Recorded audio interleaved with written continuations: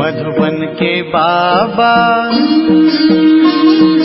मधुबन के बाबा मुरली वाले, आपका क्या कहना, आपका क्या कहना। ओम शांति। आज 7 अप्रैल 2022 के साकार मधुर महावाक्य हैं। आज मीठे मीठे बाप दादा बोले, मीठे बच्चे, इस कलयुग में सब रावण की जंजीरों में बंधे हुए जीवन बंद है, उन्हें जीवन मुक्त बनाना है। बाप दादा ने कहा, मीठे बच्चे, इस कलयुग में सब रावण की जंजीरों में बंधे हुए जीवन बंद है, उन्हें जीवन मुक्त बनाना है। और बाबा ने आज प्रश्न पूछा कि कौन सा वर्षा आप ब्राह्मणों के साथ साथ सभी मनुष्य आत्माओं को भी मिलता है। तो उत्तर में बाबा समझाते हैं कि जीवन मुक्त बनने का वर्षा सभी को मिलता है। तुम ब्रह्मा की औलाद ब्राह्मण बनते हो, इसलिए तुम्हें 21 जन्मों के लिए जीवन मुक्ति का वर्षा मिलता है। बाकी सबको अपने अपने धर्म में पहले पहले जीवन मुक्ति अर्थात सुख फिर दुख मिलता है। हर एक आधा समय सुख और आधा समय दुख भोगते हैं। बाकी हर एक स्वर्ग के सुख नहीं भोग सकते। उसके लिए तो ब्राह्मण बनना पड़े, पाठशाला में शिक्षा लेनी पड़े, माया पर विजयी बनना पड़े। मुरली का गीत है, मुखड़ा देख ले प्राणी, तू अपने मन दर्पण में। ओम शांति। यह किसने कहा कि अपने दिल रूपी दर्पण में देखो कि कितने पाप हैं, कितने पुण्य हैं, अर्थात 5 विकारों पर कितनी जीत पहनी है। हम लायक बने हैं श्री नारायण को वरने, क्योंकि जीवन मुक्ति व स्वर्ग के मालिक तो राजा रानी भी बनते हैं, प्रजा भी बनती है। तो दर्पण में अपने को देखना है कि माँ बाप जितनी सेवा हम कर सकते हैं। यह सिर्फ तुम ब्राह्मण ही जानते हो कि यह कलयुग है और सब जीवन बंध में है, एक भी जीवन मुक्ति में नहीं है। तुम भी जीवन बंध में थे। अभी जीवन मुक्ति पाने के लिए बाप पुरुषार्थ कराते हैं। बाप ने समझाया है कि इस समय सब मनुष्य मात्र जीवन बंध में है, क्योंकि है ही कलयुग। रावण की जंजीरों में बंधे हुए हैं। कलयुग है जीवन बंद और सतयुग है जीवन मुक्त। राम राज्य में यथा राजा रानी तथा प्रजा सब जीवन मुक्त हैं। रावण राज्य में जीवन बंद है, यथा राजा रानी तथा प्रजा। इस समय सब मनुष्य मात्र जीवन बंद में है, तमो प्रधान दुखी हैं। अब सबको सतो प्रधान में जाना है। सतो प्रधान शुरू होता है सतयुग में। हर एक आत्मा को अपना अपना पाठ बजाना है। आत्मा अपने अपने धर्म में जब आती है शांति धाम से, तो पहले पहले जीवन मुक्त है। सतयुग त्रेता में किसी को जीवन बंद नहीं कहेंगे, क्योंकि रावण राज्य ही नहीं। और कलयुग में रावण राज्य है, सारी पृथ्वी पर जीवन बंद राज्य है। आदि सनातन देवी देवता धर्म का पहला जो है वह भी जीवन बंद में है, अब जीवन मुक्त बन रहा है। जीवन मुक्ति का अर्थ यह नहीं कि सभी सतयुग त्रेता में आ जाएंगे, नहीं, रावण के दुख से छुड़ाना, उसको ही जीवन मुक्ति कहा जाता है। मनुष्य मनुष्य को मुक्ति व जीवन मुक्ति दे नहीं सकते। मुक्ति अर्थात निर्वाण धाम में सबको बाप ही ले जाते हैं। पहले सब मुक्ति में जाएंगे, फिर जीवन मुक्ति में नंबरवार धर्म अनुसार आएंगे। ऐसे नहीं कि सतयुग में नहीं आते तो जीवन मुक्त नहीं कहला सकते। पहले पहले जो भी आते हैं अपने धर्म में, वो जीवन मुक्ति में है। आत्मा को पहले सतो प्रधान बनना है, फिर सतो रजो में आना है। हर चीज नई से पुरानी होती है और पुरानी से फिर नई बनती है। इस समय साधु संत आदि सब जीवन बंध में है ही कलयुग। तो जब तक बाप न आए तब तक कलयुग है। उनको बाबा कहा जाता है। फिर महाकाल कहो या कोई भी नाम रखो, असल नाम है शिव बाबा। बाबा बाबा कहते ही रहते हैं। गॉडफादर परमपिता परमात्मा कहते हैं। बाप समझाते हैं कि मैं आकर बच्चों को मुक्ति, जीवन मुक्ति दोनों ही देता हूँ। पहले पहले जो भी आएंगे जरूर सुख में आएंगे, फिर पीछे दुख में आना है। मुक्ति के बाद जीवन मुक्ति आती है, फिर पीछे है जीवन बंध। पहले पहले जरूर सुख में आना है। बाप सभी को सुख का वर्षा देते हैं, फिर कोई का एक जन्म भी सुख का होगा। आया, थोड़ा सुख पाया और मरा। उनका ड्रामा में इतना ही पार्ट है। वृद्धि तो मनुष्य की होती ही रहती है। अब तक आते ही रहते हैं, जास्ती रहने वाले तो नहीं है ना। विनाश सामने खड़ा है। जो नए आएंगे फिर भल कलयुग में आए, परंतु आते ही दुख नहीं भोगेंगे। जरूर उनका कहाँ अच्छा ही मान होगा। मुक्ति धाम से पहले हमेशा पहले जीवन मुक्ति में जाना होता है। बाबा कहते हैं मुक्ति धाम से जब हम पहले आएंगे तो पहले जीवन मुक्ति में आएंगे। माया के बंधन से मुक्त हो पहले सुख में उतरेंगे, फिर दुख में आएंगे। इस समय सब जड़ी जड़ी भूत अवस्था को पाए हुए हैं। अपना सुख और दुख का पाठ बजाए सब मुक्ति और जीवन मुक्ति धाम में आएंगे। मुक्ति है ही वाया, जाएंगे फिर आएंगे जरूर। सारी दुनिया के मनुष्य मात्र जो जिस जिस धर्म में आए हैं वह फिर ऐसे ही आएंगे। जनक को भी जीवन मुक्ति मिली ना, ऐसे नहीं कि राजाई इस समय नहीं है, वह भी पिछाड़ी में आकर ज्ञान लेंगे जरूर। जीवन मुक्ति तो तुम सबको मिलती है, परंतु नंबरवार पुरुषार्थ अनुसार। और जो सब धर्म है उनके लिए फिर कहेंगे नंबरवार पुरुषार्थ अनुसार और धर्म अनुसार। जो भी देवी देवता धर्म वाले और धर्मों में चले गए हैं वे सब निकल आएंगे। सबको वापिस आना है, पहले ब्राह्मण बनना है। यूं ब्रह्मा की औलाद तो सब हैं, परंतु ब्राह्मण सब नहीं बनेंगे। बाबा कहते जो ब्राह्मण बनते हैं उनके लिए 21 जन्म जीवन मुक्त कहा जाता है। राजगद्दी पर बैठते हैं तो राजयोग सीखना पड़े, यह पाठशाला है। पाठशाला में शिक्षा लेनी पड़े। कायदे भी बहुत हैं। एक बार लक्ष्य मिल गया फिर विलायत में भी रहकर पढ़ सकते हैं। बरोबर हम शिव बाबा के बच्चे हैं। बाप से वर्षा जरूर लेना है। पत्र भी लिखते हैं, बाबा रावण का भूत सताता है। कभी काम का कभी क्रोध का हल्का नशा आ जाता है।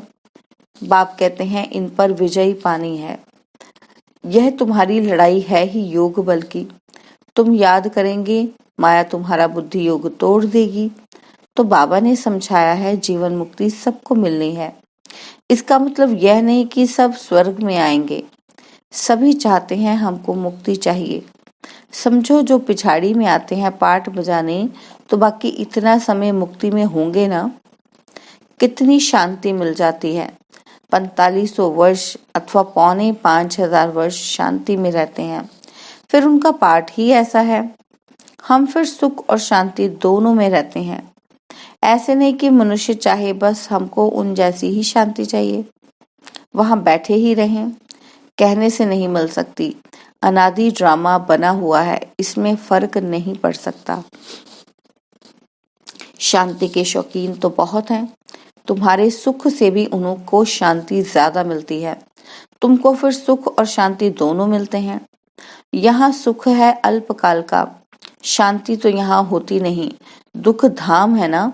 बाकी जंगल में जाकर बैठ जाना वह कोई शांति थोड़ी है। अगर वहाँ शांति है फिर तो वहाँ ही बैठे रहें। फिर शहर में आकर इतने फ्लैट आदि क्यों बनाते हैं। वहाँ सत्युग में तो शांति ही शांति है। भल पिछाड़ी में जो आते हैं वे समझते हैं कि यहाँ अशांति ही अशांति है। उन्हों को तो शांति है, दूसरों को अशांति में समझते हैं। यह बातें बड़ी समझने की है। जीवन मुक्ति मिलती सबको है। 21 जन्म तुम राज्य करते हो तो दूसरे देरी से आते हैं और वह ऊपर शांति में रहते हैं। कोई सत्युग में अथवा त्रेता में पीछे आते हैं तो भी है तो शांति धाम में ना। वहां कोई दुख नहीं, फिर नंबरवार आएंगे, हिसाब किताब भी है ना। मनुष्य समझते हैं कि साइंस बड़ी तीखी है और हम कहते हैं कि हमारी साइलेंस सबसे तीखी है। बाबा की याद से ही ताकत मिलती है। वह साइंस की ताकत से ऊपर चंद्रमा में जाने का पुरुषार्थ करते हैं। तुम तो एक सेकंड में सूर्य चांद से भी ऊपर चले जाते हो। मूल वतन सूक्ष्म वतन से ऊपर तो कुछ है ही नहीं। सूर्य चांद से मूल वतन सूक्ष्म वतन बहुत दूर है, किसी को मालूम नहीं पड़ सकता। ये है सब डिटेल की बातें। सूर्यवंशी राजा रानी बनने की तकदीर नहीं है तो कुछ समझ नहीं सकते, ना किसी को समझा सकते हैं। कोई ऐसे कह ना सके कि मुक्ति जीवन मुक्ति का ज्ञान मेरे में है। जनक के मिसाल, सभी को जेल में डाल दिया गया। इस समय रावण ने सबको जेल में डाल दिया है। राम आकर सबको छुड़ाते हैं। बाप द्वारा तुम निमित्त बने हो सबको रावण के चंबे से छुड़ाकर जीवन मुक्त बनाने के लिए। तुम्हारा नाम बाला है, शिव शक्ति सेना। तुम्हारा नाम इस ड्रामा में पिछाड़ी को बहुत ऊंचा होना है। जब से बाप आया है तो माताओं का मर्तबा दुनिया में भी बहुत ऊंचा है। पहले विलायत में माताओं का मर्तबा बहुत था। वहां बच्ची पैदा होती तो बहुत खुशी मनाते हैं, और यहाँ बच्ची पैदा होती है तो खटिया उल्टा कर देते हैं, बर्थडे भी नहीं मनाते। वैसे कन्याओं का कन्हैया गाया हुआ है। वास्तव में तुम सब कन्याएं हो। तुम्हारा यह नया जन्म है, बाकी पढ़ाई में नंबरवार है। आत्मा छोटी बड़ी नहीं होती, शरीर छोटा बड़ा होता है। कोई झट समझ जाते हैं, किसी की तकदीर में नहीं है तो समझ नहीं सकते हैं। जीवन मुक्ति और जीवन बंध यह दोनों इस स्थूल वतन की ही बात है। सतयुग से लेकर जीवन मुक्त होते हैं और फिर जीवन बंद होते हैं द्वापर में। अभी सुख को सब भूल गए हैं, दुख में पड़े हैं। ऐसा कोई नहीं है जो कहे कि हमने 21 जन्म सुख लिया था। अब रावण राज्य होने के कारण मूत पलीती हो गए हैं। वहां रावण राज्य ही नहीं तो मूत पलीती कैसे हो सकते हैं। गाया भी जाता है योग बल और भोग बल। वहां योग बल से बच्चे पैदा होते हैं। तुम रस्म को जानते हो, दूसरों की बात ही नहीं। अमेरिकन आदि की रस्म रिवाज वह जाने, हम अपनी रस्म रिवाज को जान गए हैं। हम सत्युग के रहने वाले हैं। वहां हमारी रस्म रिवाज भी नई होगी, उस पर चलेंगे जैसे कल्प पहले तुम चले थे। जो हुआ होगा वही अब होगा। बच्चे ध्यान में जाकर रस्म रिवाज देख कर आते हैं, परंतु फिर भी ऊंच पद पाने का पुरुषार्थ करना है। जिन्होंने वहां की रस्म रिवाज बताई वह सब अभी है नहीं, तो इनसे कुछ फायदा तो होता ही नहीं। तो सारा मदार है पढ़ाई पर। योग और ज्ञान, योग अर्थात बाप को याद करना और ज्ञान अर्थात चक्र फिराना, यह तो सहज है। बाप कहते हैं मेरे पास आना है इसलिए मुझे याद करो। मनुष्य को मरने समय कहा जाता है राम राम कहो, अर्थ कुछ भी समझते नहीं। श्री कृष्ण कहने से भी वहां पहुंच तो नहीं जाते। ले जाने वाला फिर भी बाप है। विकर्म विनाश होने बिगर तुम वापस कैसे जाएंगे। अभी सबकी क़यामत का समय है, फिर अपने अपने समय पर आएंगे। यह पॉइंट धारण करनी है, नोट करनी है। तुमको माता पिता को फॉलो करना चाहिए। मम्मा कभी किसी को तंग नहीं करती थी। कईयों की बहुत रिपोर्ट आती है कि मैनर्स नहीं है। परमपिता परमात्मा पढ़ाते हैं, कितना दिमाग चाहिए। अच्छी चलन वाले पर सभी का प्यार रहेगा। कोई तो बड़ा तंग करते हैं, अपने आप को ही चमाट मारते हैं तो पद भ्रष्ट हो जाएगा। गाया भी जाता है कि हिंदू लोगों ने अपने आप को चमाट मारी है। ईश्वर जो राज्य भाग्य देता है उनको सर्वव्यापी कह दिया है। यह अपने को चमाट मारी है तब यह हाल हुआ है। शास्त्रों में दिखाया है कि भगवान कहते हैं कि मैं सर्वव्यापी हूँ, परंतु भगवान खुद कहते हैं कि मैं कोई तुम्हारे जैसा थोड़े हूँ जो अपने को चमाट मारूंगा। क्या मैं कुत्ते बिल्ली में हूँ। बाप कहते हैं तुमने मेरी ग्लानि की है। यह भी ड्रामा, फिर भी ऐसे ही होगा। अच्छा, मीठे मीठे सिकिलदे बच्चों प्रति माता पिता बाप दादा का याद प्यार और गुड मॉर्निंग। रूहानी बाप की रूहानी बच्चों को नमस्ते। हम रूहानी बच्चों की रूहानी बाप दादाजी को दिलवा जान सिकवा प्रेम से नमस्ते। ओम शांति। प्यारे बाबा, मीठे बाबा, मेरे बाबा, शुक्रिया बाबा, शुक्रिया बाबा, शुक्रिया बाबा।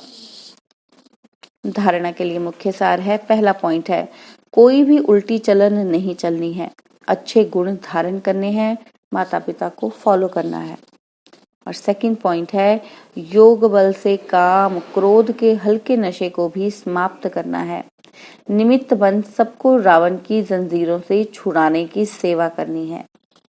और बाबा ने वरदान दिया, क्या, क्यों, ऐसे और वैसे के सभी प्रश्नों से पार रहने वाले सदा प्रसन्न चित्त भव। क्या, क्यों, ऐसे और वैसे के सभी प्रश्नों से पार रहने वाले सदा प्रसन्न चित्त भव। जो प्रसन्न चित्त आत्माएं हैं वे स्वयं के संबंध में व सर्व के संबंध में, प्रकृति के संबंध में किसी भी समय किसी भी बात में संकल्प मात्र भी क्वेश्चन नहीं उठाएगी। यह ऐसा क्यों, यह क्या हो रहा है, ऐसा भी होता है क्या?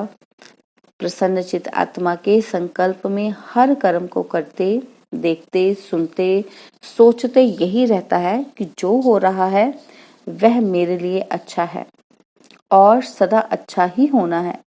वे कभी क्या, क्यों, ऐसा वैसा इन प्रश्नों की उलझन में नहीं जाते। स्लोगन है, स्वयं को मेहमान समझकर हर कर्म करो तो महान और महिमा योग्य बन जाएंगे। ओम शांति।